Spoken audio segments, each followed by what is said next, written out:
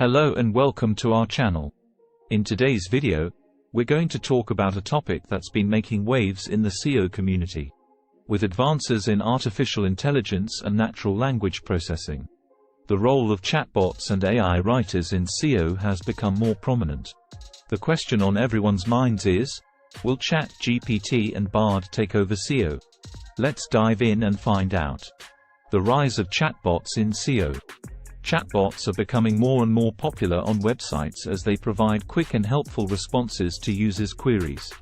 They improve user experience and engagement and can collect data that can be used to improve SEO and marketing strategies. Chatbots can also be used to provide personalized content to users based on their preferences and past behavior. The impact of AI writers on content creation. AI writers, like Bard, can create high-quality, SEO-optimized content in a matter of minutes. This saves businesses time and money while also improving their SEO rankings. AI writers use natural language processing algorithms to create content that is both informative and engaging for users. However, some argue that AI writers lack the creativity and nuance that human writers bring to the table. The future of SEO with chatbots and AI writers. It's clear that chatbots and AI writers will continue to play a significant role in SEO.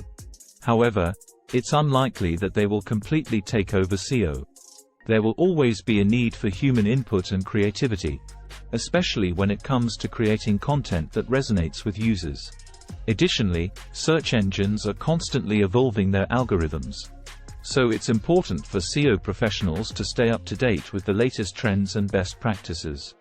In conclusion, while chatbots and AI writers will continue to play a significant role in SEO, they can't replace human creativity and nuance.